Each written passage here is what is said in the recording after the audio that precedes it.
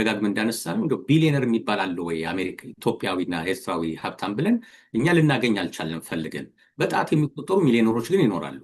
ከዚህ ውስጥ አንዱ ሀብታም ራሱን ቢሊዮነር ነኝ ብሎ አይጠራም፣ ግን ያው ሀብታም መሆኑ ይታወቃል። ሚሊዮነር ነው። የዋሽንግተን ዲሲ ያሉትን ጋዝ ስቴሽኖች የተቆጣጠረ ሰው ነው። ኢዮብ ማሞካቻ፣ የማሞካቻ ልጅ ኢዮብ ማሞካቻ ይባላል። እንግዲህ ስለሱ ዛሬ አንድ ለመንገድም በሱ ጉዳይ ነው የምናወራው፣ በሱ ታሪክና በሱ ስትራቴጂዎች። እነዚህን ስትራቴጂዎች አስቦ ነው ያደረገው ብዬ ገምታለሁ።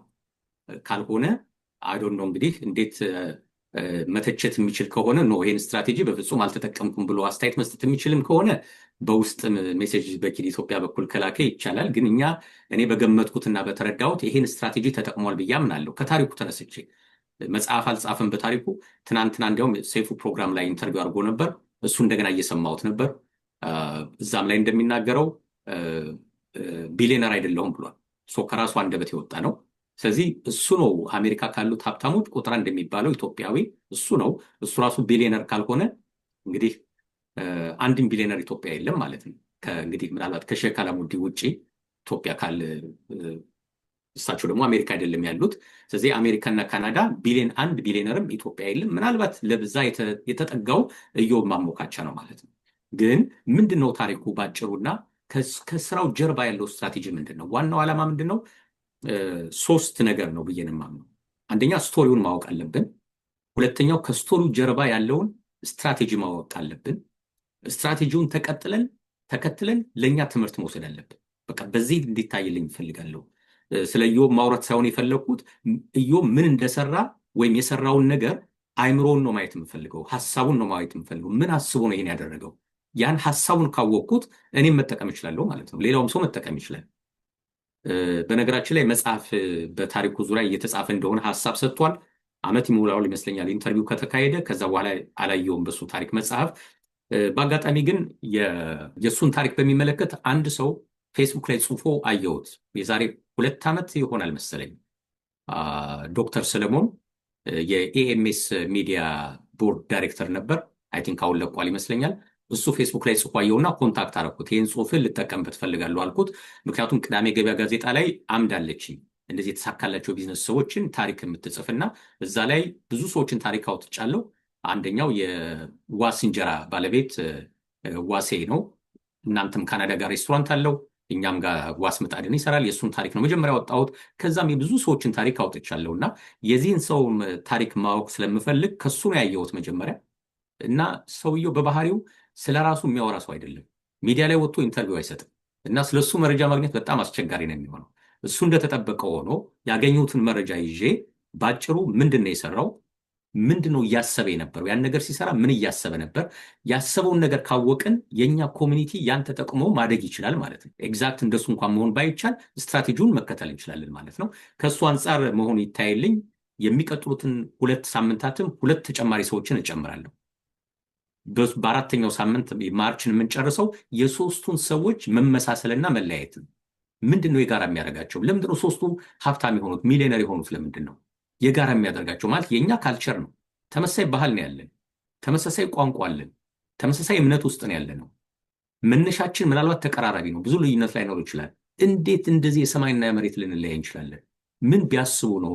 ምን ያደረጉት ነገር አይደለም ዋናው፣ ካደረጉት ነገር ጀርባ አይምሯቸው ላይ ያለው ሀሳብ ምን ይመስላል? ሀሳቡን ነው የምንፈልገውና 4 ሳምንት እስክንጨርሰው ድረስ አድማጮችን በትዕግስት ቢከታተሉ መጨረሻ ላይ የሚወስዱትን ወስደው በህይወታቸው ላይ አፕላይ እንዲያደርጉ፣ ቸኩሎ አንዱን አፕላይ እንዳያደርጉት ማለት ነው። ምናልባት ለነሱ ስራ አድማጮች ለሚፈልጉት የቢዝነስ አይነት ከነሱ ሀሳብ ባህሪ ጋር የሚሄደው የሶስተኛው ወይ የሁለተኛው ሰው ስትራቴጂ ሊሆን ይችላል። ስለዚህ ቀድመው ይሄኛውን ጀምረውት ሁለተኛው ላይ ሲደርሱ እንዳይጸጸቱ ይሄኛው ነበር የሚያዋጣኝ እንዳይሉ 1 ወር በትዕግስት እንዲከተሉን እንዲጠብቁን እንፈልጋለሁ ወይም እንመክራለን። ከዛ ወደ መጀመሪያው እንሂድ። እንግዲህ ኢዮብ ማሞካቻ አባታቸው ይታወቃል። ማሞካቻ ዘፈን ሁሉ አለ በማሞካቻ ባስ ጋር የተገናኘ። በተለይ ገጠሩ ማህበረሰብ በእሳቸው ባስ ያልተጠቀመ የለም። እሳቸው በደርግ ጊዜ 3 ጊዜ ታስረዋል መሰለኝ። እሱም ታስሮ ነበር ህፃን ልጅ ሆኖ። እንግዲህ የ13 ዓመት ልጅ እያለ ነው ወደ አሜሪካ የመጣው። አሜሪካ በመጣበት ጊዜ ኖርዝ ዳኮታ ነው የገባው። እዛ አይ ቲንክ የካቶሊክ ትምህርት ቤት ይመስለኛል አዳሪ ትምህርት ቤት ገባ ካልተሳሳትኩ በቀር።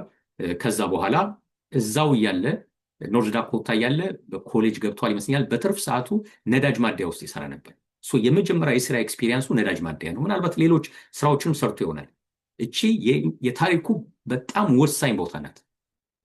ደጋግመን እንደምንለው አሜሪካ ተሰዶ የሚመጣ ሰው ይሄ በስራ በኛ የማራኪ የስራ መሰላል በሚባለው ውስጥ ከስር ያለችው ወርክ የምትባለው ግሩፕ ናት። ወርክ ማለት ለገንዘብ ብለን ብቻ የምንሰራቸው ስራዎች። ያስፈልገናል ገንዘቡ፣ ክብሩ ምናምን አይደለም ዋናው። ገንዘቧ ታስፈልጋለች። ቤት መከራየት አለብን፣ ቢሎች መሸፈን አለባቸው። የሰው ጥገኛ ሆነን መቀጠል አንችልም አሜሪካ። ከዚህ አልፎ ለኢትዮጵያ ትንሽም ቢሆን ለቤተሰብ መላክ አለብን። ምናልባት የእሱ አባት ገንዘብ የሚፈልጉ ሰው ላይሆን ይችላሉ፣ ግን አትሊስት ራሱን መቻል ስላለበት ጋዝ ስቴሽን ውስጥ ገባ። ወርክ ነው የጀመረው። ይሄ ሰው ግን የዛሬ 20 ዓመትና 30 ዓመት የነበረበት ቦታ አይደለም አሁን ያለው። ብዙዎቻችን ስንመጣ ወርክ ነው ያለ ነው። 20 ዓመት ሙሉ ግን እዛው ላይ ስታክ አድርገን የተቀመጥን ሰዎች አለን። ማንቂያ ደወል ነው። መነሳት እንችላለን ከወርክ ማለት ነው። መሰላሏን ጠብቀን ወደ ላይ መሄድ እንችላለን። ፍጥነቱን የምንወስነው እኛ ነን። መሰላሉን ቀስ ብሎ የሚወጣ ሰው ይኖራል። 1-2 ደረጃ ወጥቶ እዛው ላይ ስታክ አድርጎ የሚቀር ሰው ይኖራል። ስቲል ኦፕሽን አለ፣ ኦፖርቹኒቲ ያለ ወደ ላይ የመውጣት ማለት ነው። ከዮብ ማሞ የምንማራቸው ነገሮች አሉ። መጀመሪያ በወርክ ነው የጀመረው። ምንም ችግር የለም በወርክ መጀመር ነው ፖይንታችን። እስከዛሬ እኛ ከምናወራው ጋር የሚስማማ ነገር ነው። ከዛ በኋላ ዋሽንግተን ዲሲ መጣ 1987 ላይ። በሚያይበት ጊዜ በጣም ተገረመ። ዲሲ በጣም ብዙ ያበሻ ኮሚኒቲ አለ። ይሄ ደግሞ ከካልቸር አንጻር ኮንፈርት ይሰጠናል። የእኛን ቋንቋ የሚናገር የእኛን መልክ የሚመስል ኖርዝ ዳኮታ በኖርበት አካባቢ ያለ ኢትዮጵያዊ ቁጥር አነስተኛ ስለሆነ በቃ ለሚያስበው የቢዝነስ ሀሳብ በሙሉ ዲሲ ትመቸኛለች አለ። ስለዚህ ዲሲ ቀረ ማለት ነው። አይናችን ክፍት ማድረግ አለብን ማለት ነው። ጆሮችን ክፍት ማድረግ አለብን። በተለይ ወደ ቢዝነስ በምንገባበት ጊዜ በሁለት አቅጣጫ ማዳመጥ አለብን። አንደኛ ውስጣችንን ማዳመጥ። ከዚህ በፊት በሰራሁት ፕሮግራም ፕሮዳክሽን አፕሮች ይባላል። እኔ ምን ፕሮዲውስ ማድረግ እችላለሁ? እኔ ምን መስራት እችላለሁ? የኔ ልምድ ምንድን ነው? የኔ ኤክስፒሪየንስ ምንድን ነው? የኔ ትሬኒንግ ምንድን ነው ብለን ከውስጣችን ሀሳብ ማምጣት እንችላለን። ሁለተኛ ደግሞ ማርኬቲንግ አፕሮች ይባላል። በማርኬቲንግ አፕሮች ደግሞ አካባቢው ምን ይመስላል? አሁን ለሱ ዲሲን ሲያየው በማርኬቲንግ አፕሮች በጣም ፊት ታደርግለታለች። ከዛስ በፕሮዳክሽን አፕሮች እኔ ምን መስራት ይችላሉ ሲል ነዳጅ ብቻ ነው መቅዳት የሚችለው። በስራ ዓለም አሜሪካ ሌላ ነገር የለም። በ13 ዓመት ነው አሜሪካ የመጣው። ስለዚህ ምን አደረገ? እዚህ ጋር በጣም ብዙ ህዝብ አለ፣ ያውም ብዙ ወገን አለኝ እዚህ ጋር ኢትዮጵያዊ አለ። በዚህ በኩል እኔ ነዳጅ እችላለሁ፣ ነዳጅን አውቃታለሁ። ስለዚህ የነዳጅ ቢዝነስን ጀመረው ማለት ነው። እዚህ ላይ ኢንፋክት በሰይፉ ፋንታውን ፕሮግራም ላይ እንደተናገረው የመጀመሪያውን ሊዝ የነዳጅ ካምፓኒ ሊዝ ሲያደርጉ የተገዛም አይመስለኝም። በሊዝ ሲወሰድ ገንዘቡን አባቱ ናቸው የከፈሉለት፣ ማሞካቻ ናቸው የከፈሉለት። ስለዚህ መነሻ ገንዘብ ነበረው ማለት ነው። ትራምፕም እኮ አባቱ 100 ሚሊዮን ሰጠኝ ነው የሚለው። አባቱ ግን በታሪክ ቤተሰቦቹ ወደ 300 ሚሊዮን ነው አባቱ የሰጡት ነው የሚባለው። ግን የትራምፕ አባት ሀብታም ቢሆንም የትራምፕ ወንድሞችና እህቶች ግን የትራምፕ ያህል ሀብታም አይደሉም። ልዩነቱ ከሰዎቹ ነው ማለት ነው። መነሻ ገንዘቧ ብቻ አይደለችም።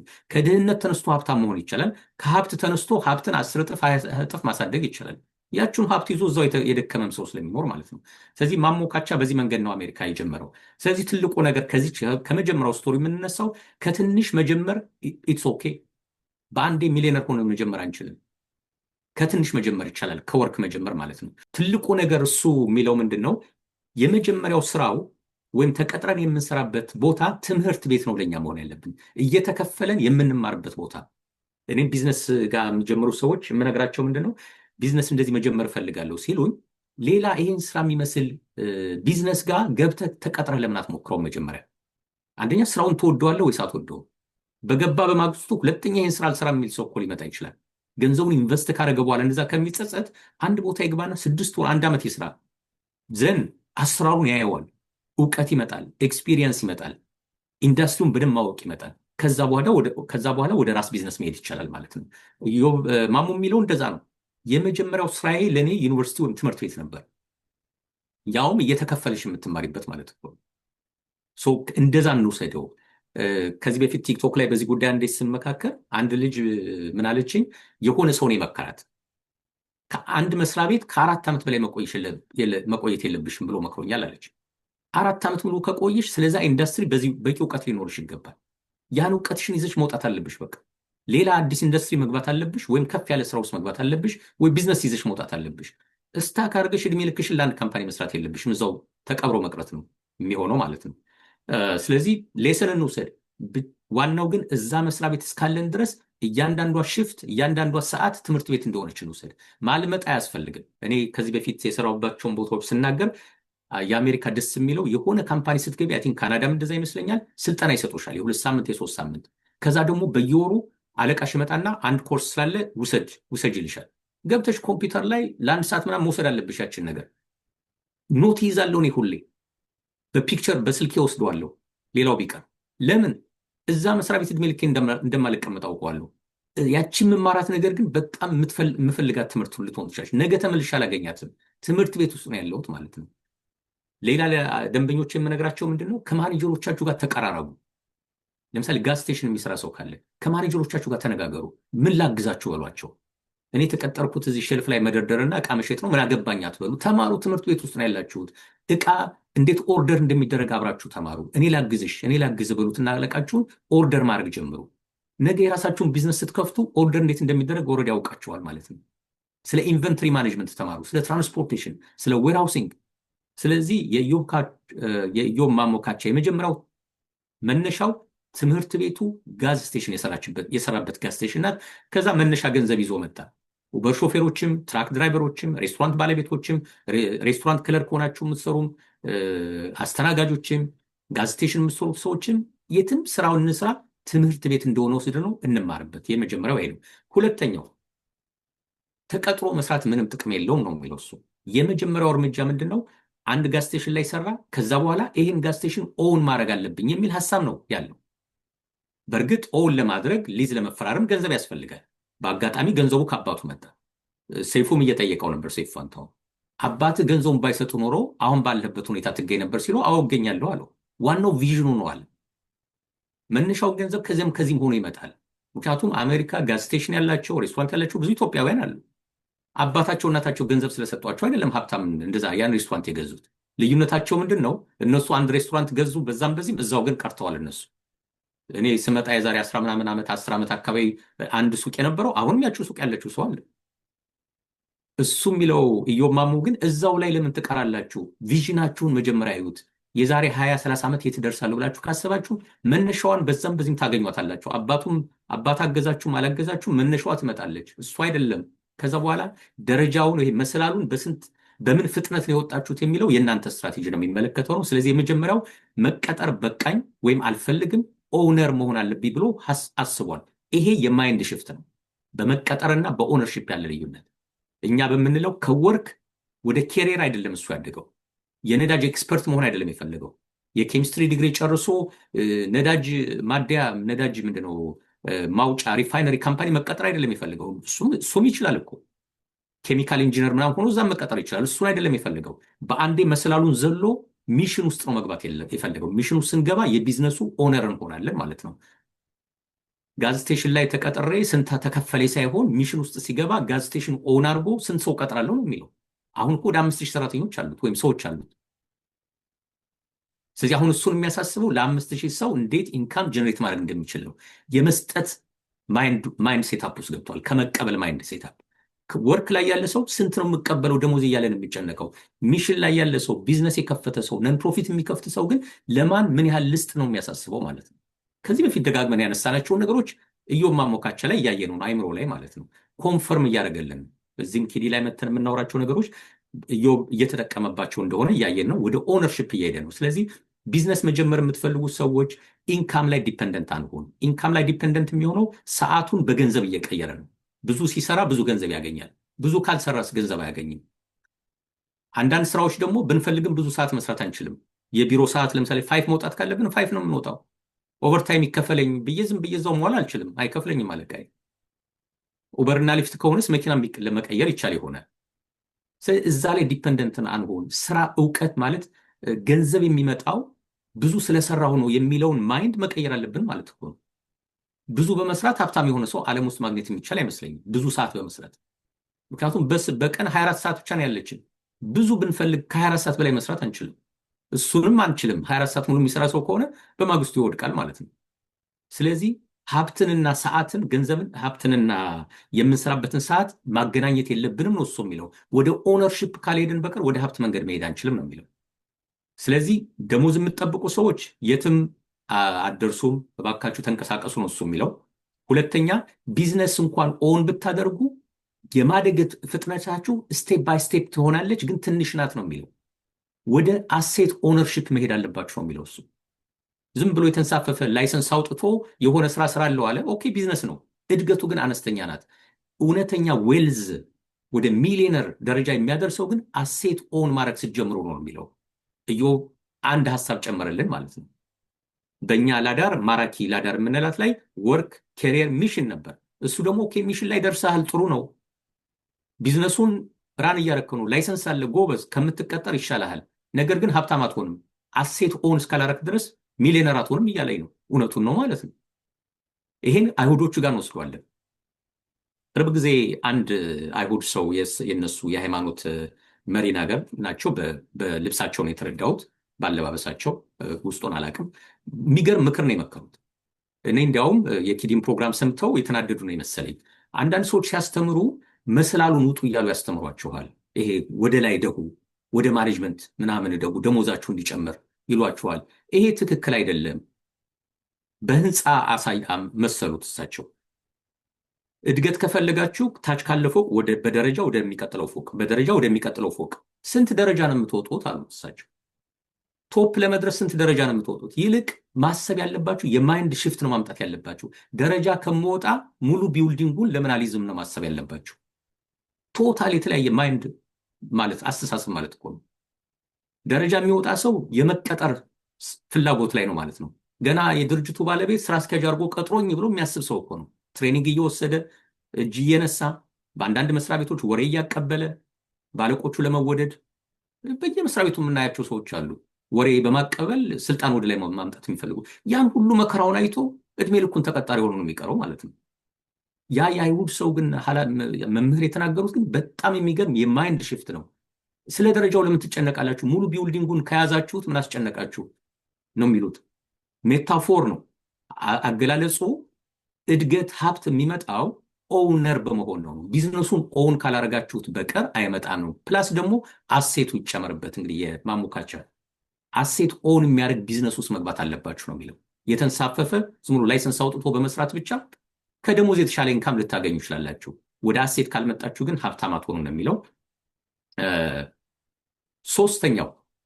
ሶስተኛው የኢዮብ ማሞካቻ ሀሳብ ቨርቲካል ኢንቴግሬሽን ይባላል። እሱ ያስበው ምንድን ነው? ኦኬ ነዳጅ ማደያ ገዛው፣ አባቴ ገዛልኝ፣ ሊዙን ከፈልልኝ፣ ስንት ነው የኔ ትርፍ ብሎ ሲያስብ በሳንቲም ነው የምትቆጠረው የነዳጅ ትርፍ። ግን ዓለም ውስጥ ያሉ ትላልቅ ካምፓኒዎች በቢሊዮን ዶላር የሚያንቀሳቀሱት ነዳጅ ውስጥ አሉበት። ገንዘቡ ማጋና ያለው እኔ በሳንቲም ነው ቆጠር የምረከበው፣ የት ነው ገንዘቡ እየሄደ ያለው ብሎ አጠን ነው። ከነዳጁ ከተጣራበት ቦታ ጀምሮ ነዳጁን የሚገዙት ሆልሴለሮች አሉ። ከሆልሴለሩ ደግሞ ቀጥታ ወደ ሪቴለሩ ይመጣል። በዚህ መሀል ያሉትን ፓርቲዎች አጠናቸውና ገባበት እሱ ራሱ ማለት ነው። ሕግ ላይ ቆሞ መጨረሻ የመጣለትን ነዳጅ መቸርቸር አይደለም አሁን እየሰራ ያለው ኖ። እንደዛም ካልኩማ ሀብት ውስጥ የለውበትም ማለት ነው። ዋናው ገንዘብ እዚች ሪቴለሩ ላይ አይደለም፣ ነዳጅ ማደያው ላይ አይደለም ገንዘቡ ያለው ለካ ከዛ በፊት ባለው ስቴፕ ነው ያለው፣ ነዳጅ ማጣሪያው ላይ። ወደዛ እየገባ ነው እሷ። ሆልሴሉን ተቆጣጠረው። ስለዚህ ምን ያደርጋል? ከኤክሰን ሞቢል እና ከሼል ነዳጅ በገፍ እሱ ይገዛል እንደ ሆልሴለር። ለራሱ ወደ 400 300 ምናምን የሚሆኑ ነዳጅ ማደያዎች ራሱ ነው ዲስትሪቢዩት የሚያደርግላቸው። መሀል ላይ ያለውን ትርፍ ራሱ ነው የሚወስደው ማለት ነው። ፕላስ ዲሲ፣ ኒውዮርክ እና ኖርዝ ቨርጂኒያ ናቸው ብዙ ነዳጆች ማደያዎች አሉት። ለነዚህ በሙሉ ለራሱ ብቻ ሳይሆን በዚህ አካባቢ ላሉት በሙሉ ነዳጅ የሚያከፍለው እሱ ነው የሚያመጣው። ሆልሴለሩን ተቆጣጠረው፣ ሎጂስቲክሱን ተቆጣጠረው፣ ሪቴለሩን ተቆጣጠረው ማለት ነው። አይ ቲንክ ካልተሳሳትኩ ሎርተን የሚባል አካባቢ መስለኝ ትልቅ የነዳጅ ማከማቻ ቦታ ዴፖ አለ እና ሳምበዲ የማሞ ነው የኢዮብ ማሞካቻ ነው ብሎኛል። እውነቱ ይሁን አይሁን አላውቅም። እሱ መሆኑን ግን እየሰራበት ነው ማለት ነው። ቨርቲካል ኢንቴግሬሽን ይባላል። ቨርቲካል ማለት ከተፈጥሮ እስከ ደንበኛው ድረስ ያለው ፕሮሰስ ሳፕላይ ቼኑን መቆጣጠር ማለት ነው። ተፈጥሮ ማለት መሬት ነው። ከመሬት ውስጥ ገበሬ ከሆነ ከመሬቱ በላይ ነው የሚዘራው። ለምሳሌ ጨርቅ የሚሸጥ ሰው ከሆነ ጨርቁን የመጨረሻውን አይደለም ማሰብ ያለበት፣ ከጥጥ ነው የሚመጣው መነሻው። ስለዚህ ግብርና ጋር ይመጣል ማለት ነው። ከዛ ኢንዱስትሪያል አግሮ ኢንዱስትሪ ፕሮሰሲንግ አለ። ተጣርቶ ተመርቶ ወደ ድርና ማግ ተቀይሮ መጨረሻ ላይ ጨርቅ ይሆናል። ይሄን በሙሉ መቆጣጠር አለብን ማለት እኮ ነው። ሀብታም መሆን የሚፈልግ ሰው ቨርቲካሊ ነው ሁሉን መያዝ ያለበት። የመጨረሻ አንድ ሱቅ ብቻ ከፍቶ ልብስ የሚሸጥ ሰው ትርፉ በጣም ትንሽ ነው ማለት ነው። እሱ ወደዛ ነው ሄደው። ገንዘቡ ያለው የት ነው ብሎ ጠየቀ። ኖ ሪቴለሮቹ አይደለም ለካ፣ እነሱማ ድካም ብቻ ነው ትርፏል። ሆልሴለሮቹ፣ ዲስትሪቢዩተሮቹ እና ነዳጅ ማጣሪያዎቹ ናቸው ለካ ዋናውን ገንዘብ የያዙት። ስለዚህ እነሱ ውስጥ ገባለው አለ፣ ገባበት ማለት ነው። ሌላው ከኢዮብ ካቻ ትምህርት የተማርኩት እኔ ምንድን ነው ፍጥነቱ ማለት ነው። ያደገበት ፍጥነት በጣም ነው የሚገርመው። ፍጥነቱ ብቻ ሳይሆን ማይንድ ሴታፑ የሚገርመው። ለምን በእነዚህ የመጀመሪያውን ሱቅ ወይም ደግሞ ነዳጅ ማጣሪያ በገዛበት ጊዜ እንደ ትምህርት ቤት እየተማረ ስለ ነዳጅ ብቻ አይደለም አሁን እሱ የሚያስበው። ከጎን ስላለችው ትንሽ ሱቅ አይደለም የሚያስበው። እዛ ካለችው ኢንስፔክሽን ምናምን አይደለም የሚያስጨንቀው። እሱ ከጀርባ ስላለችው መኪና ማጠቢያ አይደለም የሚያስጨንቀው። ሙሉ ኢንዱስትሪውን ነው እየተማረ ያለው። ትምህርት ቤት እኮ ነው የገባው። ይህን ካጠና በኋላ በቃ ማደግ አለብኝ ብሎ በሚያስብበት ጊዜ ክሬዲት ስኮሩን እያሻሻለ ከባንኮች ጋር ያለውን አቀራረብ እያስተካከለ ነው የቆየው ማለት ነው። ኦፖርቹኒቲ ነበር ኤክስፔክት የሚያደርገው። ብዙ ጊዜ ምናልባት ምስክር ይሆናሉ እኔ ጋር ቢዝነስ ለመማከር የሚመጡ ሰዎች ላይሰንሱን አውጥተው ወደ ቢዝነስ አካውንት መክፈት ሲጀምሩ ምመክራቸው ማኔጀሮቻቸውን በቀላሉ ማግኘት የምትችሉት ባንኮች ላይ አካውንት ክፈቱ ነው የምላቸው። ሪሌሽንሽፕ ነው ቢውልድ ማድረግ ያለባችሁ። ኦፖርቹኒቲ በሚመጣ ጊዜ ሄዳችሁ ስታነጋግሩት ኦልሬዲ የሚያውቃችሁ ማኔጀር ከሆነ አፕሩቭ የመደረግ እድል ይኖራቸዋል። ስለዚህ ትናንሽ ባንኮች ጋር ሄዱና አካውንት ክፈቱ። በምትሄዱበት ጊዜ ገንዘብ ለማስገባት ለማስወጣት ከሰራተኞቻችሁ ጋር ጓደኛ ሆኑ፣ ተቀራረቡ። የልደት ምናምን ክሪስማስ ምናምን ሲመጣ ሂዱና ፖስት ካርድ ስጧቸው። ማኔጀሩ ቅርብ ትናንሽ ቤቶች ናቸው። አሁን ይሄ በተለይ ፌዴራል ክሬዲት ዩኒየን ምናምን የሚባሉት ስሞል ሳይዝ ናቸው። ማኔጀሩን በቀላሉ ማናገር ይቻላል።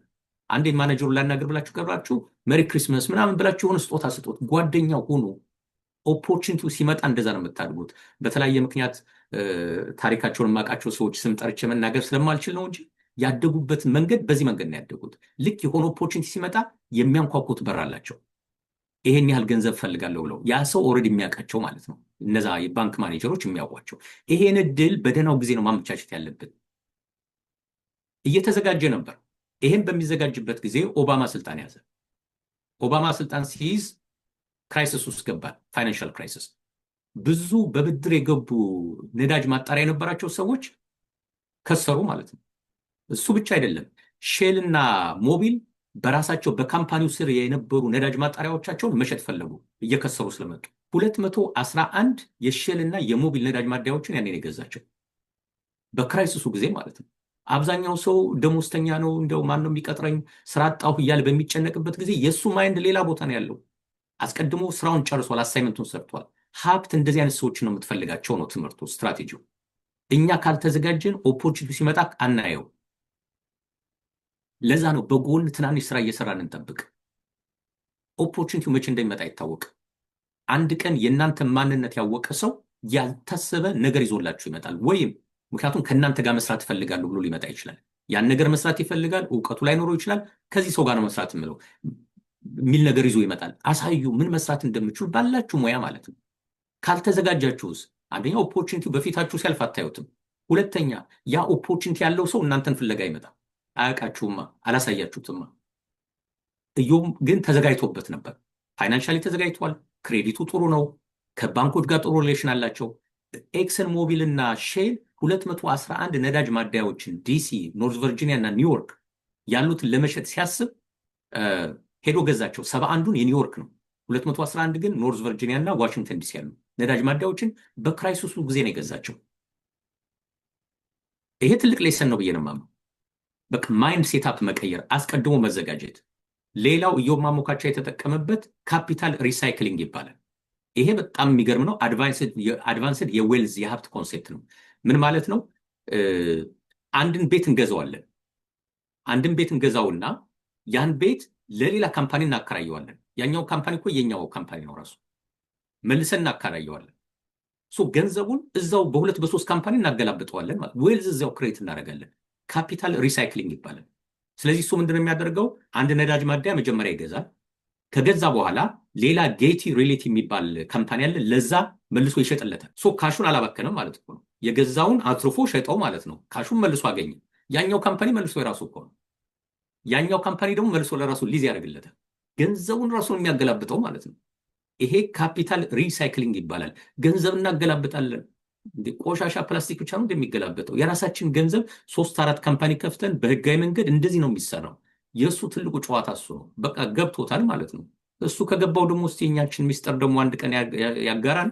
ምናልባት ያለሱ ፈቃድችን ሚስጥር አውጥተን ከሆነ ግን ይሄ የታወቀ በዌልዝ ማኔጅመንት ሀብታሞች የሚጫወቱበት ነው። ሲርስ ካምፓኒ የተዘጋው በዚህ መሰረት ነው።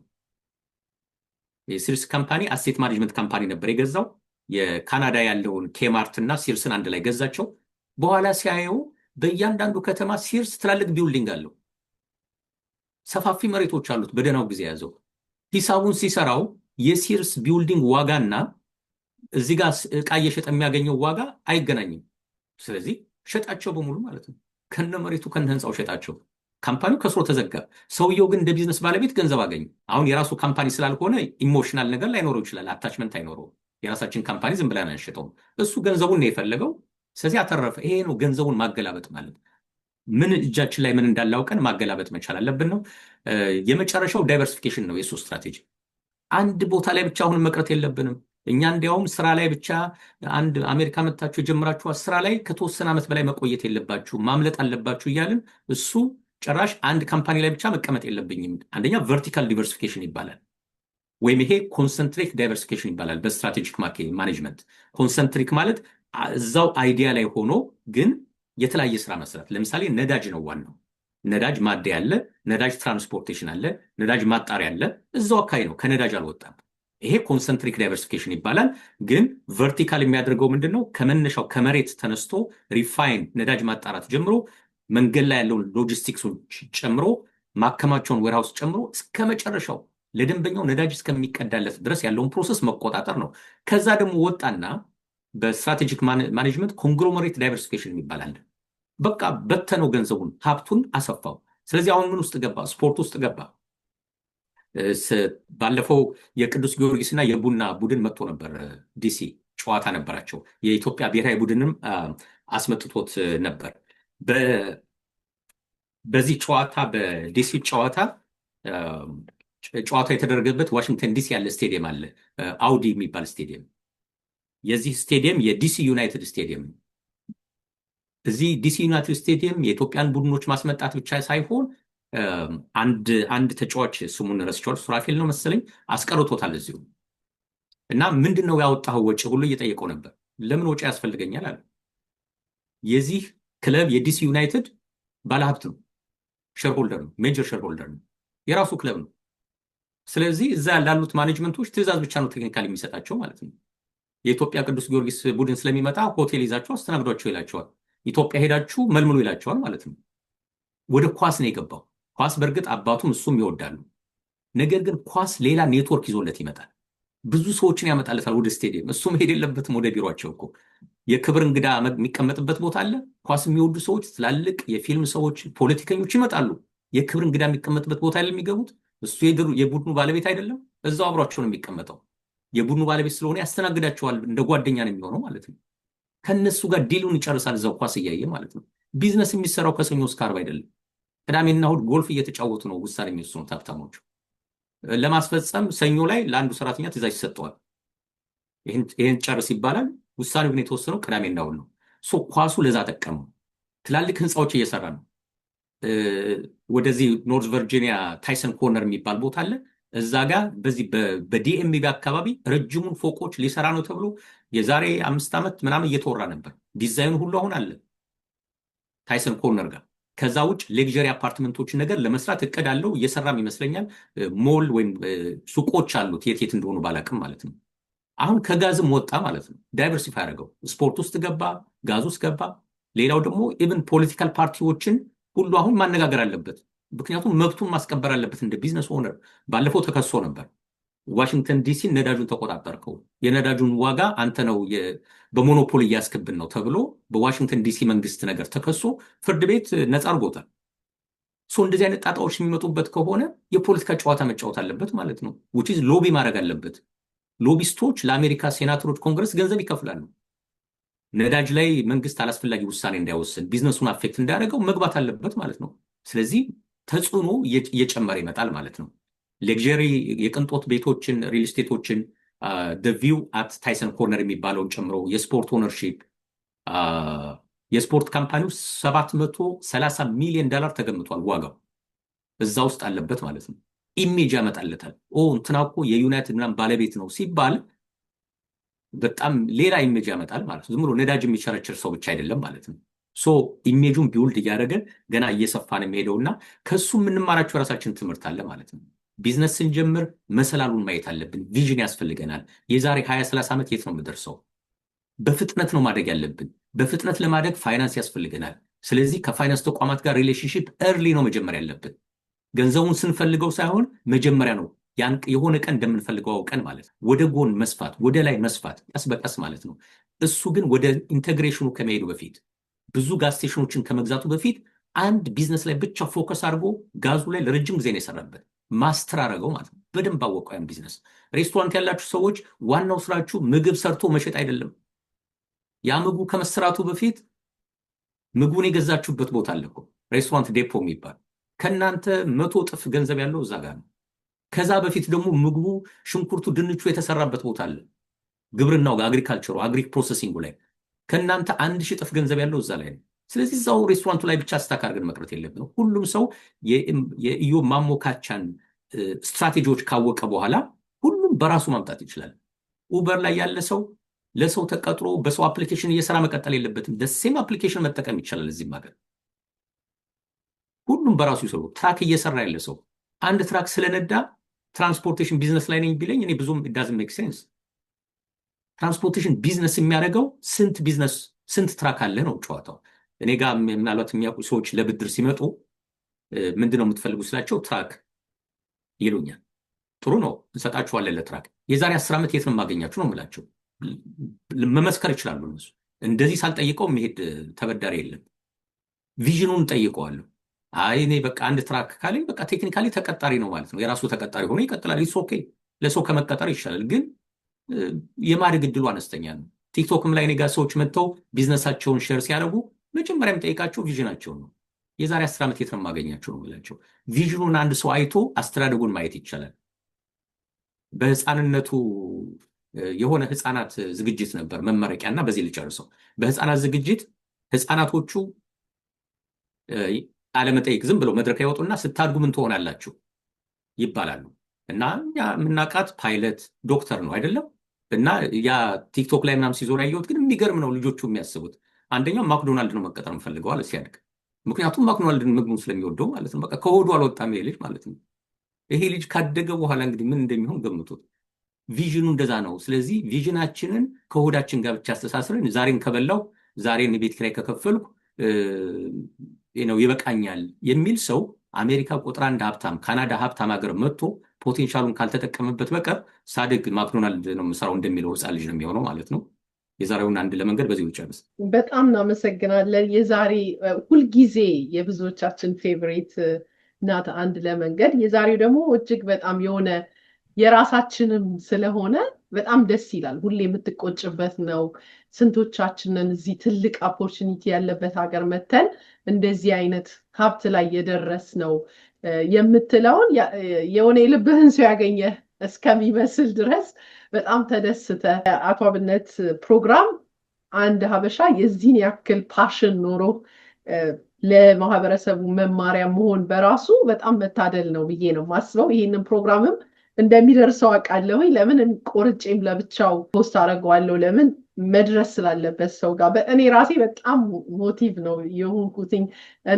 እንትን ነው በቃ ላይክ ውስጥን የሚያነሳሳ የሚያበረታታ በራስ ሰው ደግሞ ሲሆን አንተን የሚመስል ሰው ልክ እንዳንተ ከኢትዮጵያ የመጣ ሰው አድርጎት ኖሮት ስታየው የሆነ የተለየ ስሜት አለው። ለምን ነጮቹ የሆነ የተወለዱት ከጎልድ ስፑን ጋር ነው ምናምን ብለን ባፋቸው ይዘው ነው ምናምን ብለው የሚባል አባባል ስላለ የከለርም አድቫንቴጅ ብዙ የቋንቋም አለ ብለን እንደዚህ ግን የራሳችንን ሰው ስናይ በጣም ያስደስታል። አንድ ያነሳኸው ነገር አለ ስለ አዳራሽ ስታነሳ ቅድም ውስጤ ሁሌ የሚመላለስም ነገር ከዚህ በፊትም ከራሴም ከሰው ጋር ያነሳሁትን የተወያየንበት ጉዳይ አለ። አዳራሽ ለምሳሌ ስለ ፓርቲው ስናነሳ እስከ ልጠይቅ በሆነ አጋጣሚ $6,000 አሉኝ አልክ እና ቀላል ነገር አይደለም። አሁን እኔ የአቶ አብነት ተማሪ ስለሆንኩኝ ምንድን ነው የሚታየው? ኦፖርቹኒቲ ነው። ስንቶቻችን እንደ ኮሚኒቲ ደህና አዳራሽ ኖሮን እንደኛ ሰርግ የሚደግስ እንደኛ አሁን ደግሞ ጭራሽ ሃይስኩል የሚደግስ ይሄንን እንኳን ኦፖርቹኒቲ ለራሳችን አላስቀረ ነው። ሀብቱን ወደ ውጭ ነው፣ ወደ ሌላው ኮሚኒቲ ነው። አሁን በዚህ ህንዶቹ ጎበዝ ናቸው። እኛ ከተማ ላይ ተባብረው የተወሰኑ ህንዶች ምንድን ያደረጉት ትልቅ አዳራሽ ነው የሰሩት። እንትን መንግስት የሚያውቀው የኮሚኒቲ መሆኑን ነው፣ ግን የጥቂት ባለሀብቶች ነው። ያንን ግን ፈቃደኛ የሆነ ያዋጣ ሰው እንደ ሼር ሆልደር ነው የሚደርሰው። ይሄንን እንኳን ለምን ማድረግ አልቻልንም? እንደ ኮሚኒቲ ለምን አዳራሽ እንዳየኸው የ6 ወር ቡክድ ከሆነ በጣም ቢዝነሱ አለ ማለት ነው። አንድ የተሰራ አዳራሽ ነው። አምጥተኸው የሚበላሽ ዕቃ አይደለም፣ ምን አይደለም፣ በቃ ተሰርቷል። ለምንድን ነው ይሄን ማድረግ ያልቻልነው? እውቀት አንሶን ነው? ምንድን ያነሰን? ይሄን ራሱ ውስጣችንን እንድንፈትሽ ያስፈልጋል ብዬ ነው ማስበው እንደ ኮሚኒቲ። ለምን አንተ ሁልጊዜ እንደምትለው መስታወት ይዘህልናል። እኔ ራሴን አይቼበታለሁ እንደ አንድ የኮሚኒቲ አባል ራሴ እንድጠይቅ መጀመሪያ መፍትሄ የሚገኘው ከመጠየቅ ነው። ችግር እንዳለ ካሳየህን ለምን አልሆነም ብለን እናያለን። ስፖርት ስትል አንድ ጊዜ ያነሳኸው ነገር አለ። አንተ አመለካከቴን ቀይረኸዋል። በፊት ካናዳ ላይ ትልቁ ስፖርት ሆኪ ነው። በጣም ሆኪ በቃ ምን ብዬ ልንገርህ፣ በየጊዜው ሆኪ ያያል ማህበረሰቡ። ሁሌ ሆኪ ጨዋታ አለ። ሁሌ በቴሌቪዥን ሆኪ ሲመጣ የማስበው አንድ የተናገርከውን ነገር ነው። ከዚህ ሆኪ ጀርባ አሁን ልክ ኢዮብ ስፖርት ውስጥ እንዴት እንደገባ ነው። በጣም የስፖርት ፍቅር ያለው የኳስ ፍቅር ያለው ማህበረሰብ አለ እኛ ማህበረሰብ ውስጥ። ግን ያንን የምንወደውንስ ነገር እንዴት ነው ልንሳተፍበት የምንችለው የሚለውንም ማሰብ ያስፈልጋል። ለምን ሆኪን ስመለከት እኔ በፊት በቃ ያው ሆኪ ነው እንደዛው ነው የተፈጠረ ነው የሚመስልህ አዳራሹን ስታየው። ግን ከዛ ጀርባ ፖፕኮርኑ ራሱ ያ ሁሉ ማህበረሰብ የሚበላው ፖፕኮርን፣ ያ ሁሉ ማህበረሰብ የሚጠጣው ነገር ገንዘብ ነው።